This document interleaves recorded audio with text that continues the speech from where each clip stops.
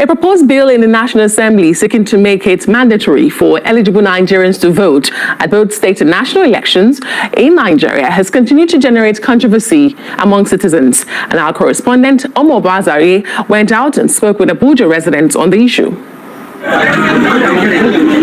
At the last count in 2023, Nigeria has a total of 93 million registered voters out of its over 200 million population. But despite the huge number of registered voters, only a little above 25 million voted at the last presidential election, representing a quarter of registered voters. Years of electoral fraud, other forms of electoral irregularities, and political violence have combined to erode confidence in the voting process. The results have been quite evident in a culture of apathy that has now characterized elections in the country.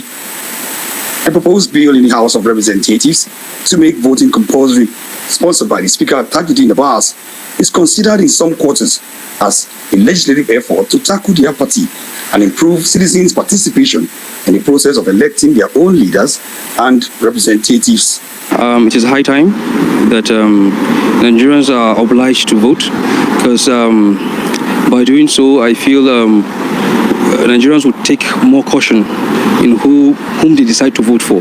Because if it's compulsory, then not voting will now be perhaps criminal, and they can be, tried and charged. So many persons don't vote these days. I asked some persons, why didn't you vote? They said they didn't vote for anybody, because even though they voted, their candidate will not win. But it is important, if they had come out to vote, and many more like that, and voted the right person, possibly the person would have won. Being a pushback against the proposed bill, which seeks to also impose a maximum of 6 months imprisonment or a fine of no more than 100,000 naira for Nigerians of voting age who fail to vote during election. Election Observer Yaga Africa is vehemently opposed to the proposed legislation on the grounds that voting is a right and that it cannot be criminalized. Many on the streets of Abuja share similar views, questioning how such legislation will be enforced.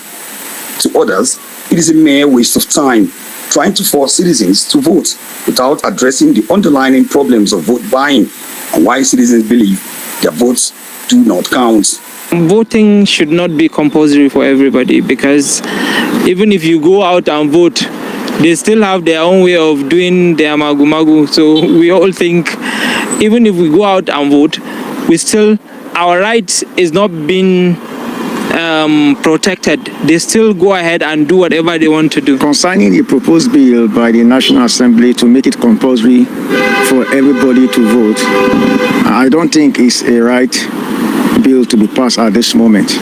Looking at a lot of challenges that we have been facing in this nation, I think the least of our problem is making up a bill to make everybody vote by force. And let's look at it this way. What if the names in the ballot paper and none of them are my choices there? So are you telling me that I must vote even though my choice is not there? The proposed legislation to make voting compulsory for eligible citizens has scaled second reading in the House of Representatives, and it is bound to generate even more controversy in the coming days when it gets to the Senate as it progresses or hits a dead end. Omo Bazwai, Rise News. Well, divergent views expressed there on the streets. Join me now, Samson Itodo, who is the founder of Yaga Africa. They've been speaking already, and lawyer and Rise News analyst Frank Tate. Thank you, gentlemen, for joining us on the news tonight. Always a delight. All right. Samson, we already know where your organization stands, Yaga Africa. You described the bill as draconian, proposed bill. Let me put that there. What makes it, in your view, fundamentally harmful to Nigeria's democracy or democratic journey that you call it draconian? It's draconian in every respect. First, at the Yaga Africa, we understand and appreciate the rationale behind this bill, which is to address the question of low turnout at our elections. Nigeria is the biggest democracy in Africa, but we have the lowest turnout for elections. So we understand the rationale. But there are other ways of addressing the question of voter apathy. but a situation where, as a democracy, we are passing or attempting to pass a law that seeks to compel or make voting compulsory does three things. The first thing is assault on the constitutional rights that voters have. Secondly, not voting at elections is a constitutional right. It's also a form of participation. And then, imposing fines such as 6 months imprisonment, I think it's really a legislative overkill, and it's draconian in every respect. And it's our considered opinion that that bill should die a premature death. Interesting. Samson is also a lawyer, by the way, but Frank Tietie, do you agree with him? Already, you have seen Nigerians who jokingly are asking, is there enough prison space because his vote or be jailed? But Frank Tietie, does this infringe on any rights, fundamental or otherwise? A whole lot of rights will be infringed upon if this ever passes to become law, which I very, very much doubt. And I also consider it as a waste of precious legislative time and resources. We haven't been that poor.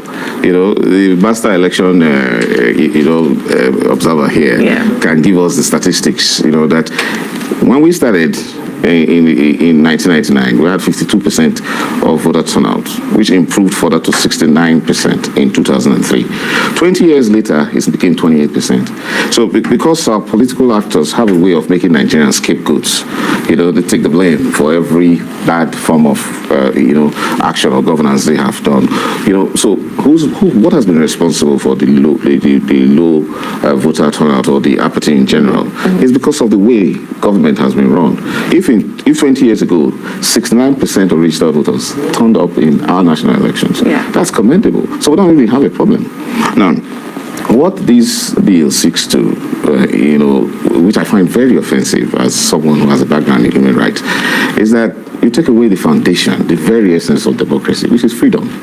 And then the social construct, the social order of Nigeria, according to Section 14 of the Constitution, is Nigeria operates a social order of freedom, equality, and justice. You don't take it away from the people.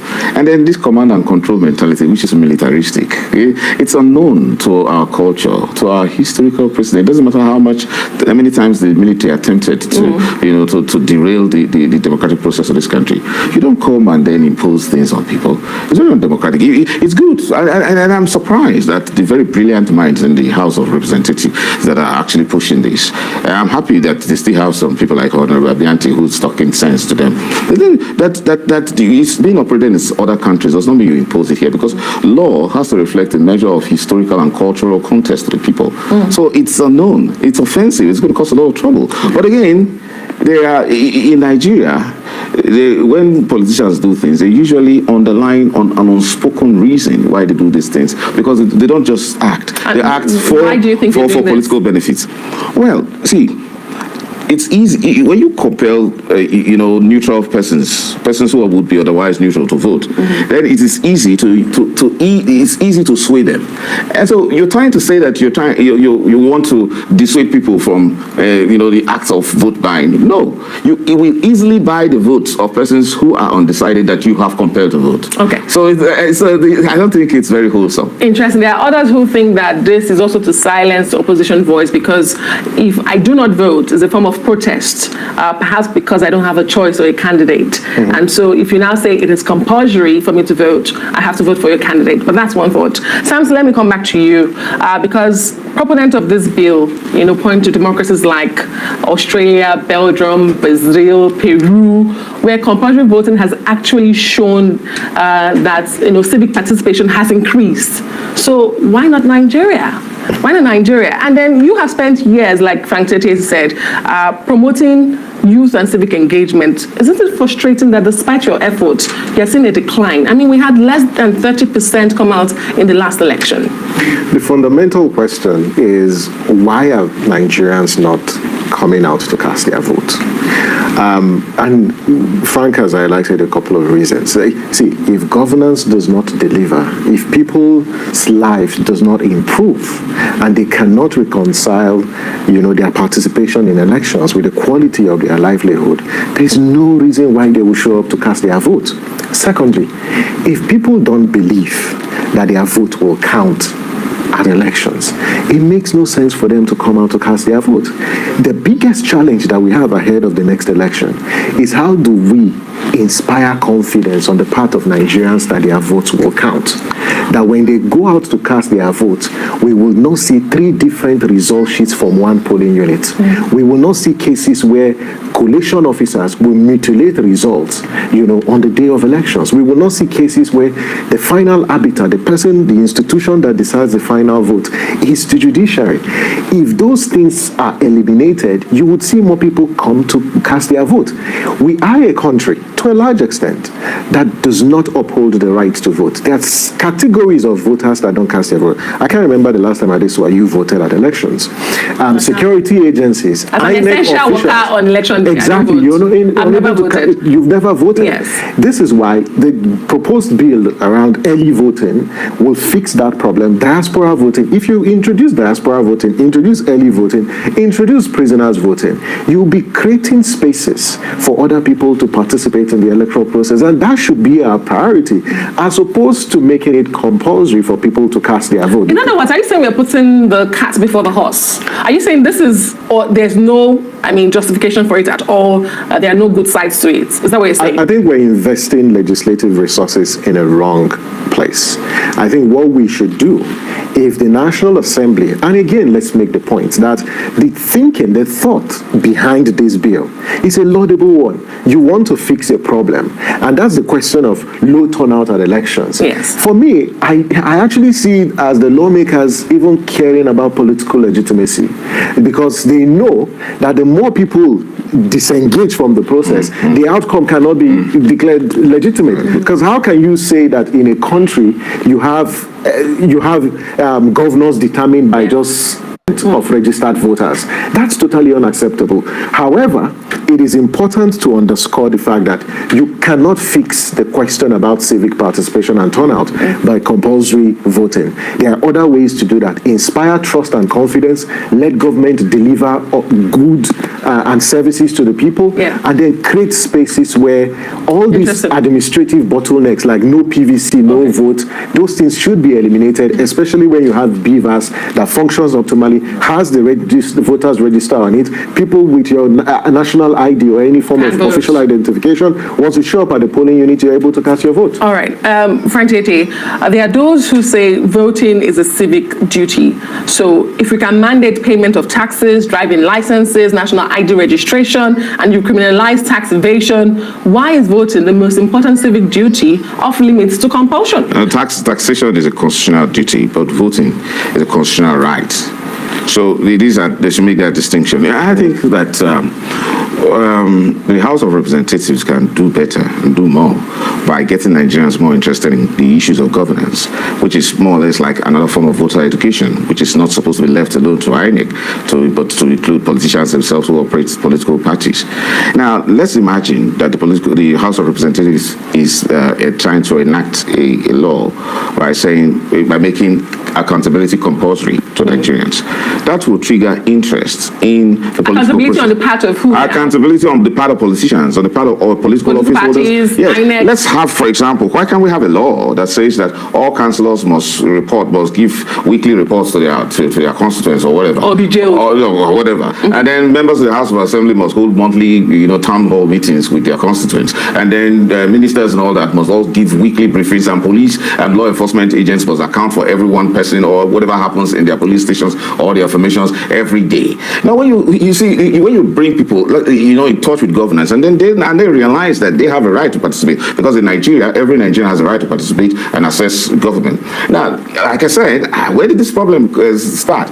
When in 2003, 69% of Nigerian voters would turn up an election, and then 20 years later, you have only 28%. It's because something is wrong, somebody is failing, and don't come and start blaming Nigerians and intending to punish them. In fact, it gets me really, really very offended to now say, because of your failures, Nigerians are uninterested, including those who believe that political neutrality is a right. You are now saying that, look, you must vote, or else I'll punish you just because you were failed. No, go back to work and do some good homework, make governance, at attractive, make it something that people will be interested in. And then people will say, look, this guy, I can do better than him. Look, I'll go mobilize votes for the next election and all kind of things. All right. So political activity is on the decline because people are like the respected, brilliant Samson has said, people have lost interest. There's trust deficit. But that can be restored with some measure of transparency and responsibility on the part of the political class. And the speaker should start that. Somebody just said this is the calmest I've seen Frank Tete. But to both of you, as we wrap up this conversation, should this proposed bill pass through, do you foresee any constitutional legal challenges that may arise, Frank Tete, and then for Samson Tete, if not coercion?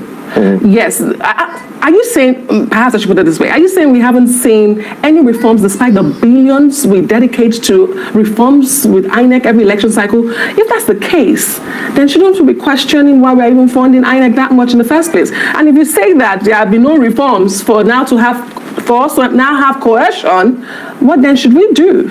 So, Frank Tete, start. The law cannot pass. How? It offends the Constitution, Section 17. It's past second reading. No, it's all waste of time. How? You are offending the entire Nigerian system. Let me tell you, this is my country, right? Yes. I'm very familiar with it. I'm familiar with the people. Anytime you create any form of regulation, what you get is all sort of black market actions. And then what you find that you just enlarge the space for more corruption, which is endemic, which we're trying to deal with. So people will now start, people now find a way to circumvent it because they don't like it. You can't force people. This is not, how? In a democracy, so to speak. Pass, what would you do? It will not pass. Okay, Samson. Actually, just to say that in some climes, like places like Paraguay, where you have this, even though they have imposition of fine and imprisonment, they've not been able to enforce it. But we've seen it in Australia. Yeah, you've seen it in Australia. Because of Brazil, Peru. I think this bill will die a premature death. If it passes, rest assured that Nigerians are going to challenge it because it's antithetical to our constitution. And unenforceable. Yeah, and the point you make about, yes, there are incremental reforms that have been introduced. But not enough to put compulsory voting. It's not enough because I think what we should be focused on is mandatory electronic transmission of results, the issue relating to the appointments of INEC commissioners, issues around early voting, and more importantly, ensuring that every election petition or pre-election matter should be dispensed off with before swearing in. All right. Thank you so much, Gentleman Samson Todo, the founder of Yaga Africa, and lawyer as well as a Rise News analyst, Frank Tete.